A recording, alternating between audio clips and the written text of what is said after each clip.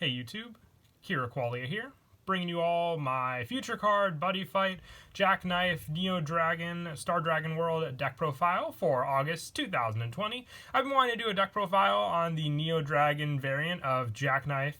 It's one of my favorite forms of Jackknife Dragon for all the different worlds that Jack has fought in with, Dragon World and Star Dragon World, and a little bit mixed in with the Purgatory Knights as well. But like I said, Star Dragon World is definitely my favorite Jackknife Dragon variant, with just all the different Jack arms you can place into a soul to gain different abilities. It makes for a very, very fun deck, and with the newest Star Guardian Jackknife Revival Buddy added into the mix for this month's shop promo, I definitely wanted to do an update to the deck just to show what I've changed and how the deck basically runs for the Star Dragon World variant of Jackknife. So let's go ahead and get started with the deck profile.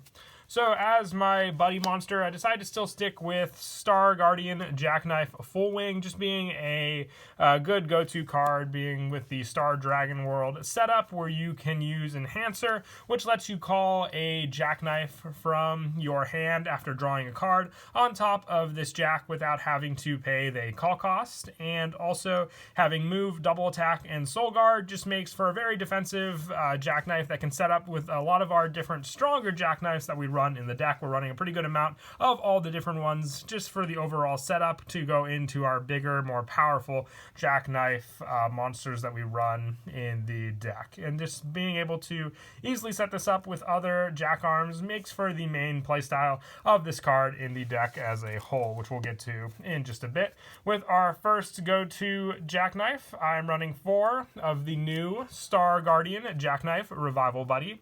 Its call cost is put this card on top of a monster on the field and pay 1 gauge. Star Connector is its ability. When this card enters the field, drop the top 3 cards of your deck and put any number of monsters from among them into this card's soul. Then if this card entered the field by a card effect, you may put a card from this card's soul into your hand. You may only use this Star Connector once per turn. So the main setup will be with your Jackknife Full Wing for this card. I still prefer Full Wing as the buddy monster since it's the one you'll see the most, but being able to set up Star Guardian with plenty of Jack arms and then adding one of those cards you put into its soul into your hand, potentially the ones that weren't Jack arms for more use as well, means is a great setup card, having 3 critical, move, and penetrate, as well as soul guard, and just being overall the best setup for Jackknife on the field. You definitely want to run 4 of it. So you always see this card with Jackknife Full Wing as well, which I am also running 4 of.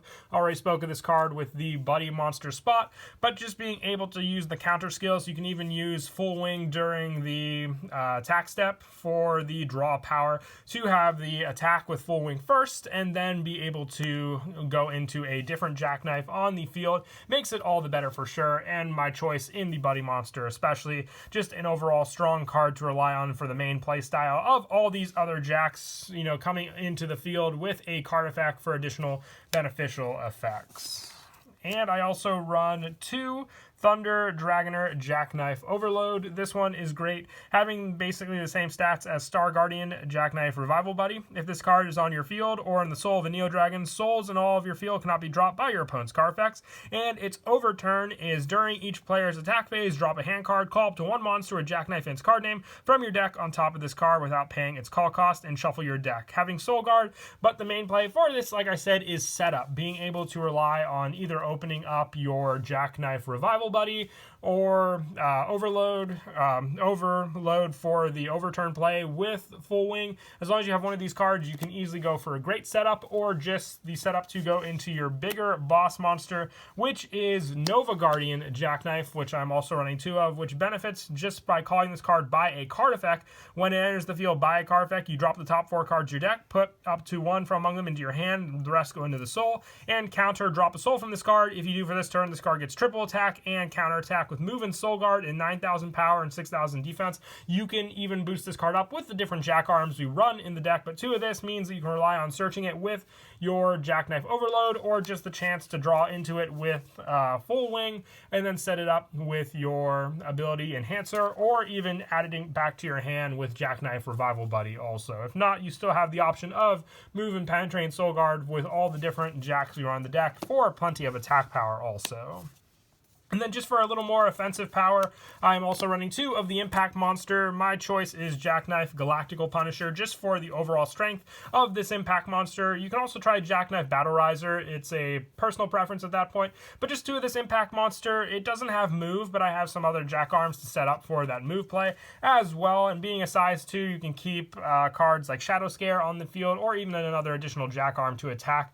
But being able to have the multiple attacks with Nova Guardian and then go into the Impact Monster of Jack, which just places it on top while paying the gauge costs, means it is a definite setup. Being able to set up more Jack Arms in your soul from your drop zone, and having all the additional Jack Arms we already used with Jackknife being all the better also. I like running 2 of it, so at least I can hope to run into this card by drawing it with all the draw power I have in the deck. One of them being one of the other size 1 monsters I run, which is Hyper Rainbow Vision Shadow Scare. If an originally size 2 or greater Neodragon is on your field, this card on the field gets size reduced by 1, so being a size 0 makes it all the better for that spot, so you can have another additional Shadow Scare on the field or another size 1 monster. And when a soul is put into a Neodragon, look at the top 3 cards of your deck, put 1 from among them into your gauge, 1 into your hand, and drop the rest, or put it into the soul of a monster on your field. Miracle Vision only activates once per turn. It has Soul Guard in 6,000 power, which means Shadow Scare can hit for a pretty good amount of units on the field, but it's just there for the setup. Being able to choose what goes into the gauge, 1 goes into your hand, and the rest goes into Jack's soul,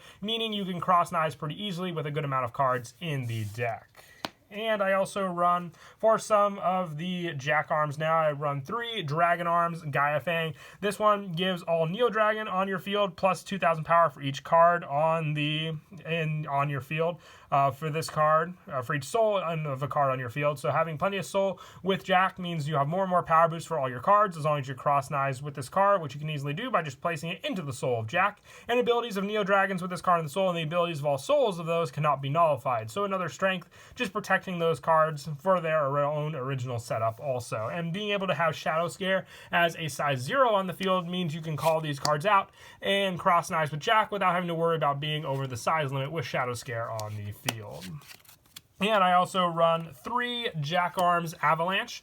It is a ability when it's in the soul of the card with Jackknife. It gives that Jackknife plus 2,000 power and defense. And also, when this card enters the field, if a card with Jackknife, its name is on your field, you can activate one of these 2 cards, put the top card of your deck into your gauge, and gain a life, or you can draw 1 card. I usually like to go for the life. The draw card ability, just so I have more cards to use resource-wise, because you'll definitely invest in a lot with your Jackknife on the field, so having Avalanche to rely on. I might even consider putting it at 4. If that were the case, I may drop one of the next Jack Arms that I run, and that is Jack Arms J. Penero Theus. With this one, having the ability to rest one of my opponent's cards by dropping it from the Soul of Jack, and every time you cross knives with it, you gain a gauge and a life. So more and more setup, as well as a counter on your opponent's turn, to be able to rest a pesky unit on their field. And for some of the lower numbers, for the Dragon Arms, I also run 2 Dragon Arms Garble Anchor. When your opponent casts a spell, you may put this card from the soul of a Neodragon and pay 1 gauge and 1 life if you do nullify the spell. So just having this option to stop my opponent's spells while this card is in the soul of Jack means they definitely do have to, be wary of what they use. And the fact that a lot of my different Jack Arms means that they can't, nullify these cards makes it all the better as well.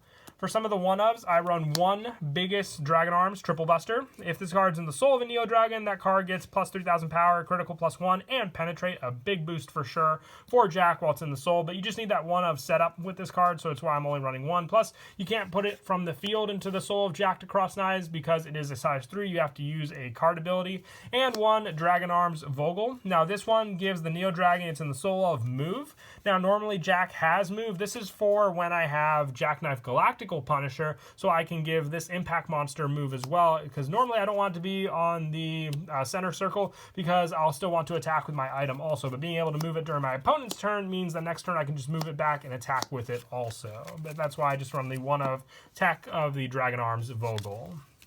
And also, that is it for the monsters. For the items, I run 4 Cosmo Saber Gold Ritter. You pay 1 gauge. If 3 or more cards are in the soul of cards on your field, this card gets critical +2 for the equip cost. Or you can drop this hand card and pay 2 gauge. If you do, put up to 1 monster or Jackknife its card name from your deck into your hand and shuffle your deck. So you should still have the search, but being able to search whatever Jackknife you need means you just basically have a searcher in this item. I don't normally like to equip it as an item to attack with because that spot is filled for Dragon Force style of the future. Its release condition is just having a Neodragon with Jackknife its card name and 2 or more soul. A very easy condition for this Dragon Force.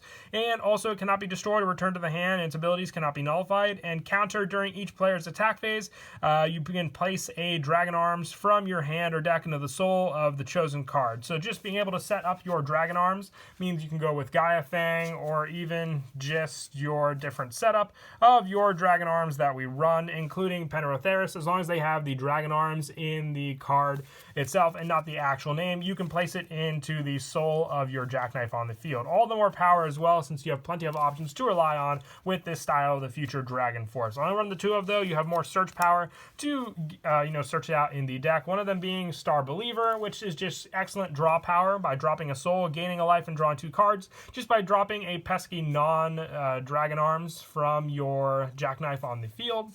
For more of the defensive card plays, I am running 4 Star Jack Docking. You pay 1 gauge, nullify the attack, and you may only cast this during your opponent's turn if there are no monsters on your center. You nullify the attack and put up to 1 card from your drop zone into the soul of a Neodragon. So building up Jack's soul means you have more defense that way, but some attacks that might have penetrate, Star Jack Docking is just a good way to protect against those attacks, and then be able to take all the other attacks your opponent has dishing out at you.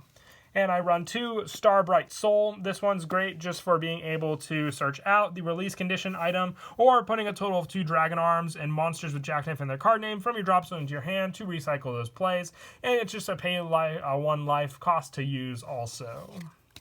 And lastly, for more setup on the field and for my gauge, I run 1 Star Jack Repair, adding more into Jack's soul for that play especially, and then just giving me more gauge to use for some of my other cards. I like to run 2 Star Jack Repair, just a good old tech card for the deck to rely on. And lastly, 1 Star Jack Revival for those decks, especially like the one I practice the most against is Zerberos. Just being able to survive that 1 turn with Star Jack Revival, or even just protect my Jack on the field, means that I may have a winning shot next turn as well using this card, because if Jack can't be destroyed, it's all the better, or if I can't lose the game, I at least have that final shot knowing I was going to lose that turn anyway to rely on with this spell. But that is it for the deck profile. I hope you all enjoy it. I know I don't do Buddyfight deck profiles as often, but I'm hoping to with the new set Buddy Ragnarok just around the corner, that I'll be working more and more on those decks, and hopefully some videos as well for some of the overlooked ones. But until then, please don't forget to leave a like and subscribe, and Kira Qualia out.